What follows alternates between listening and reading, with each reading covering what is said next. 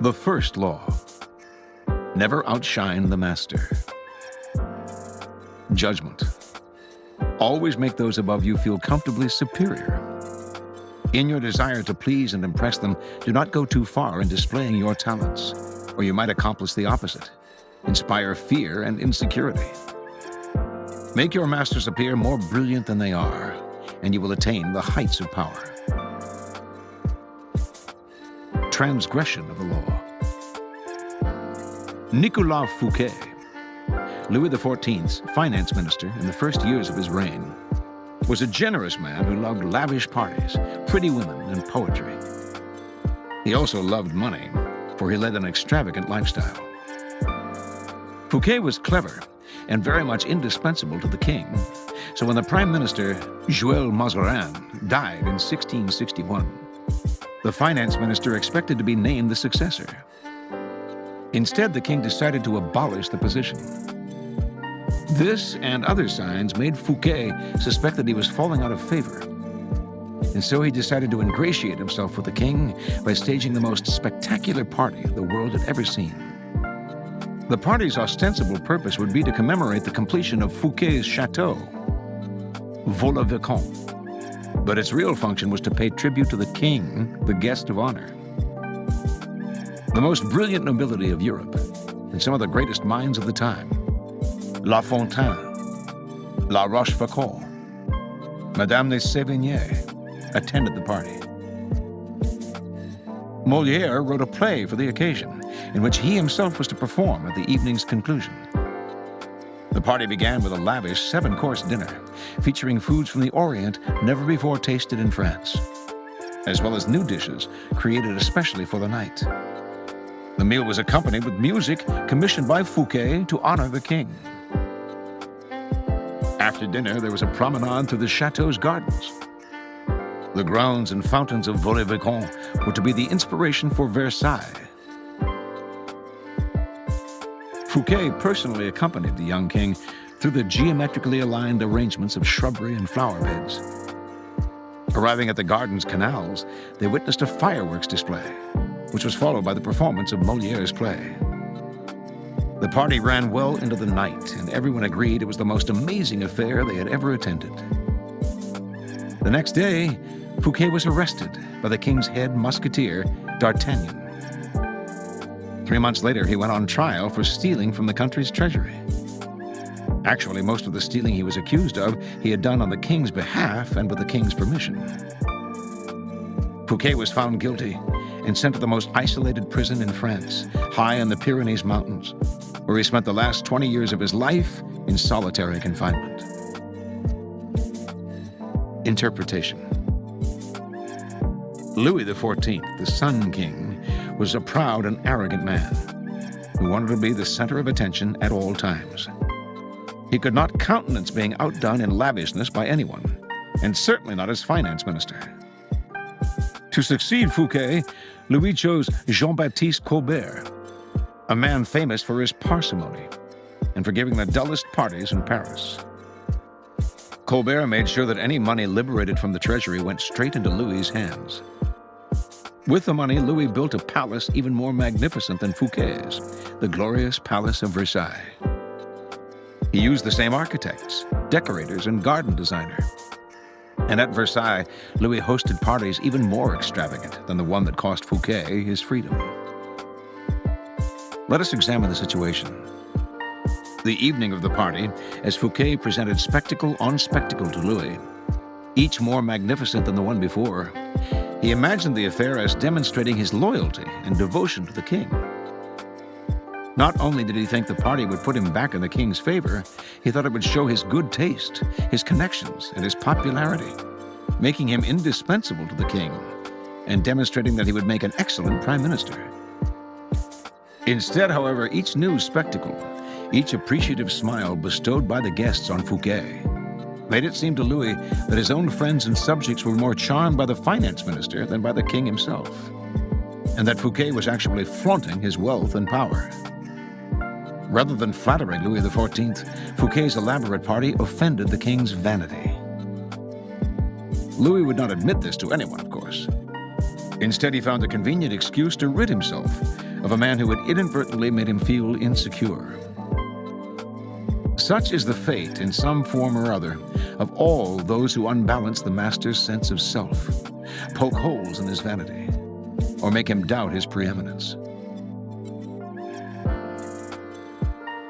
Observance of the law. In the early 1600s, an Italian astronomer and mathematician, Galileo, found himself in a precarious position. He depended on the generosity of great rulers to support his research, and so, like all Renaissance scientists, he would sometimes make gifts of his inventions and discoveries to the leading patrons of the time. Once, for instance, he presented a military compass he had invented to the Duke of Gonzaga. Then he dedicated a book explaining the use of the compass to the Medicis. Both rulers were grateful, and through them Galileo was able to find more students to teach. No matter how great the discovery, however, his patrons usually paid him with gifts, not cash. This made for a life of constant insecurity and dependence. There must be an easier way, he thought. Galileo hit on a new strategy in 1610 when he discovered the moons of Jupiter. Instead of dividing the discovery among his patrons, giving one the telescope he had used, dedicating a book to another, and so on, as he had done in the past, he decided to focus exclusively on the Medicis. He chose the Medicis for one reason.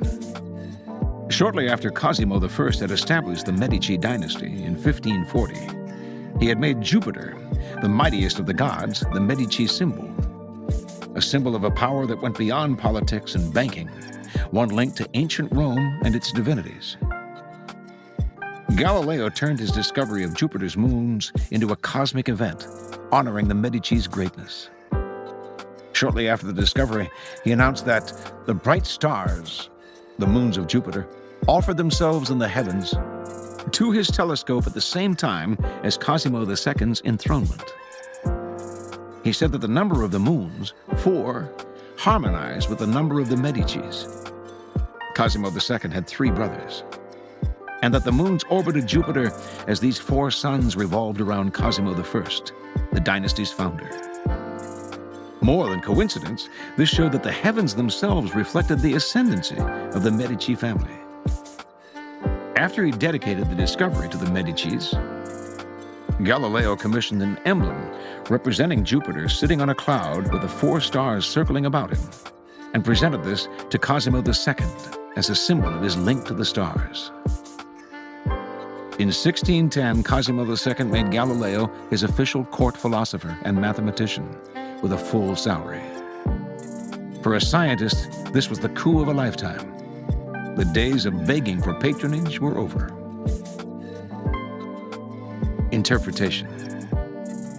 In one stroke, Galileo gained more with his new strategy than he had in years of begging. The reason is simple. All masters want to appear more brilliant than other people. They do not care about science or empirical truth or the latest invention. They care about their name and their glory. Galileo gave the Medicis infinitely more glory by linking their name with cosmic forces than he had by making them the patrons of some new scientific gadget or discovery. Scientists are not spared the vagaries of court life and patronage. They too must serve masters who hold the purse strings. And their great intellectual powers can make the master feel insecure, as if he were only there to supply the funds, an ugly, ignoble job. The producer of a great work wants to feel he is more than just the provider of the financing. He wants to appear creative and powerful, and also more important than the work produced in his name. Instead of insecurity, you must give him glory. Galileo did not challenge the intellectual authority of the Medicis with his discovery, or make them feel inferior in any way.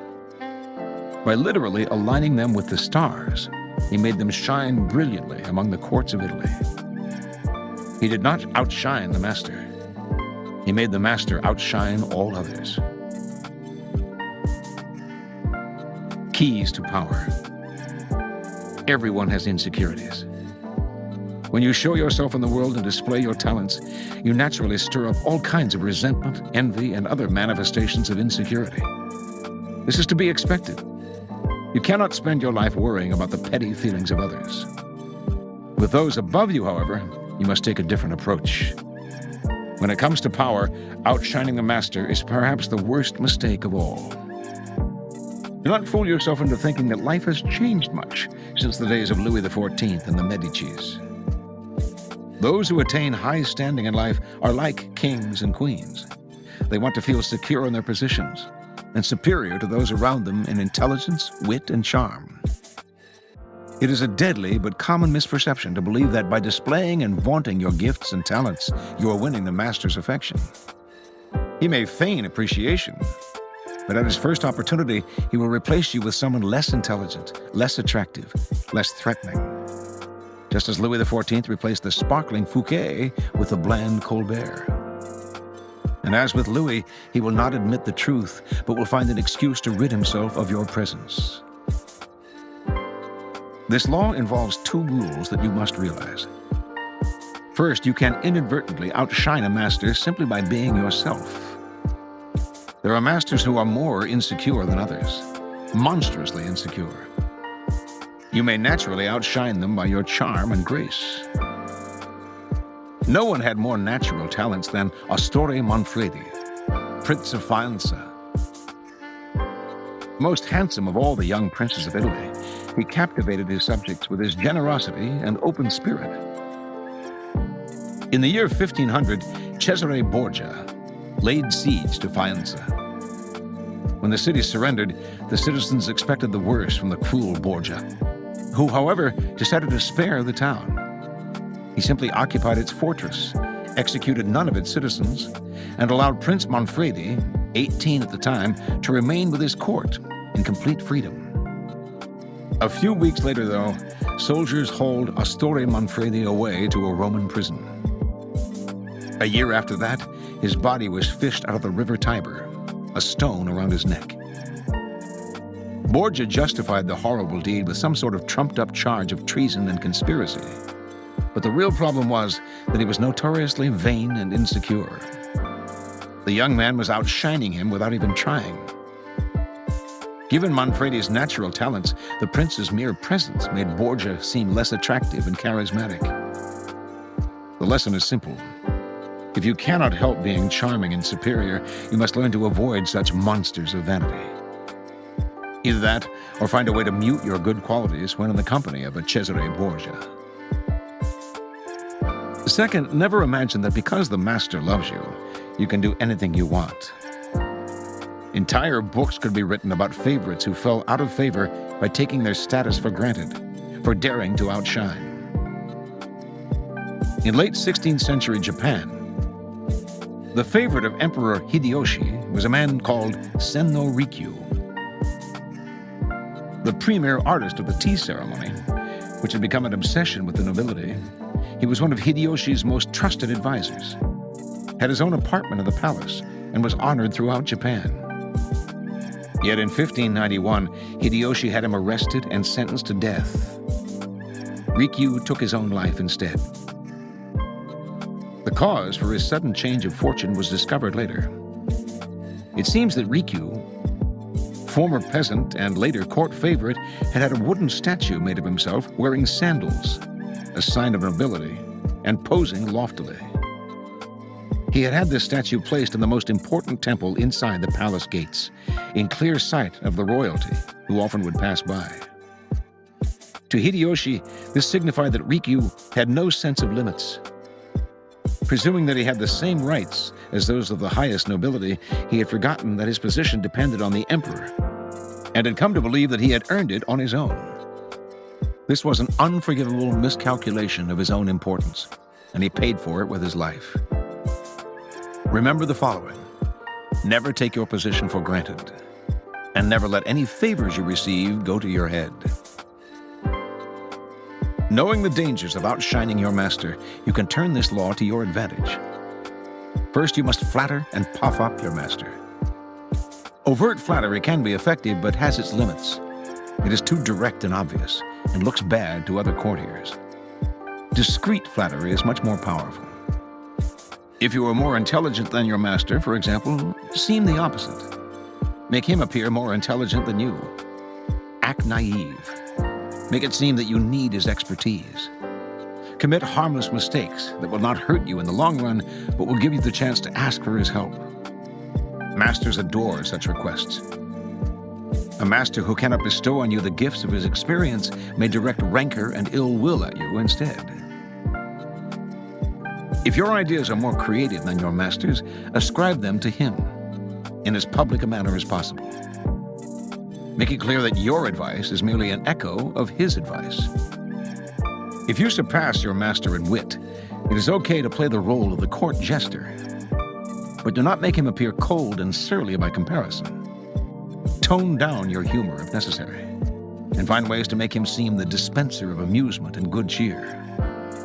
If you are naturally more sociable and generous than your master, be careful not to be the cloud that blocks his radiance from others. He must appear the sun around which everyone revolves, radiating power and brilliance, the center of attention. If you are thrust into the position of entertaining him, a display of your limited means may win you his sympathy. Any attempt to impress him with your grace and generosity can prove fatal. Learn from Fouquet or pay the price. In all of these cases, it is not a weakness to disguise your strength, if in the end they lead to power. By letting others outshine you, you remain in control, instead of being a victim of their insecurity. This will all come in handy the day you decide to rise above your inferior status. If, like Galileo, you can make your master shine even more in the eyes of others, then you are a godsend, and you will be instantly promoted. Reversal. You cannot worry about upsetting every person you come across, but you must be selectively cruel. If your superior is a falling star, there is nothing to fear from outshining him. Do not be merciful. Your master had no such scruples in his own cold-blooded climb to the top. Gauge his strength. If he is weak, discreetly hasten his downfall. Outdo, outcharm, outsmart him at key moments. If he is very weak and ready to fall, let nature take its course. Do not risk outshining a feeble superior. It might appear cruel or spiteful. But if your master is firm in his position, yet you know yourself to be the more capable, bide your time and be patient. It is the natural course of things that power eventually fades and weakens. Your master will fall someday, and if you play it right, you will outlive and someday outshine him.